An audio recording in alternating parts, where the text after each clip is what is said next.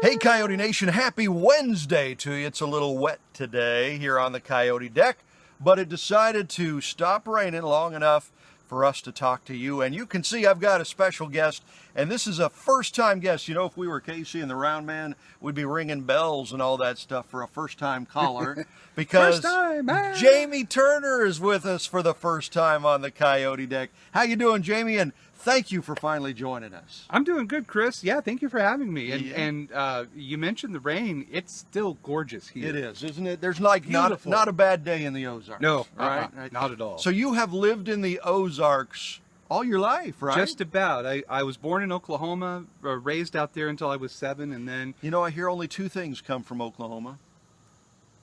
Did you ever see that movie? Yes. Steers and Oh, Queers? yeah.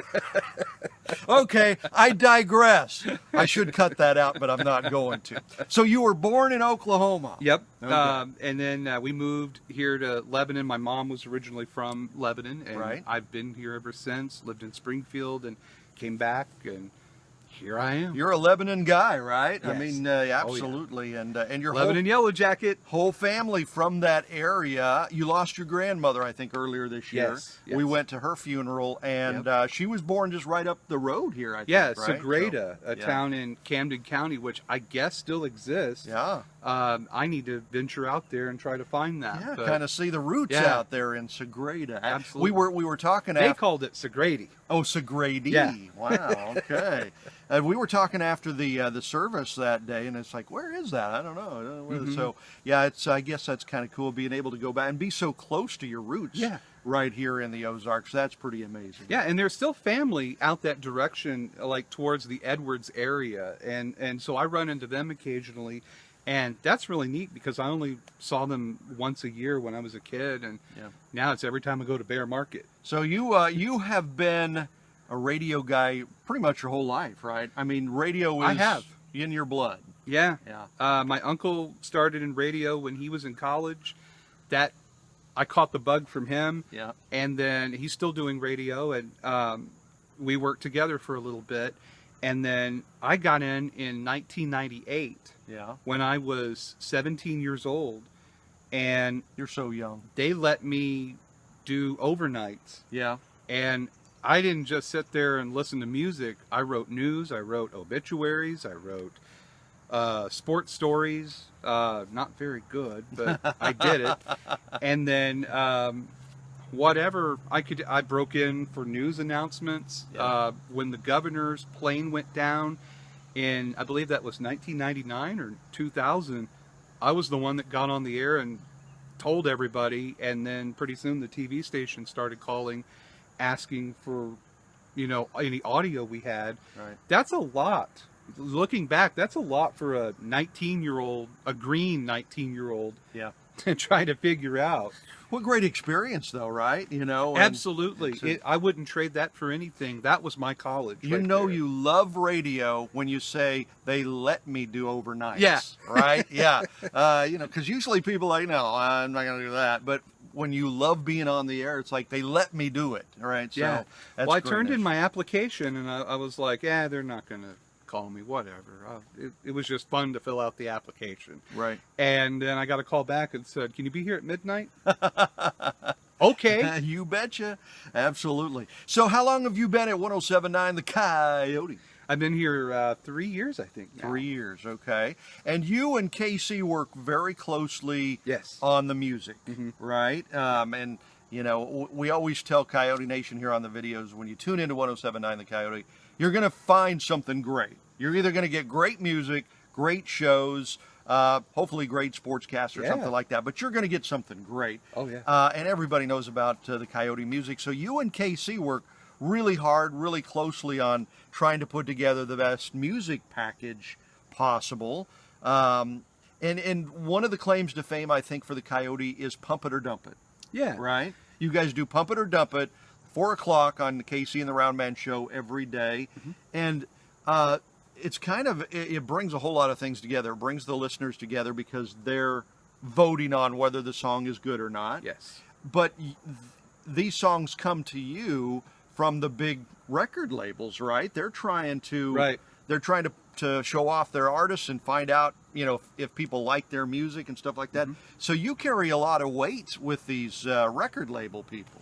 Yeah, big record labels, small record labels, and even just guys out of their basement putting together CDs, or even grandmas shopping their grandkids' song around. Hey, I think you might like this. We get a ton of that. And we also get people right here in Camdenton that'll send us an MP3 or a CD every now and then, and we'll put it on. We'll let people vote on it.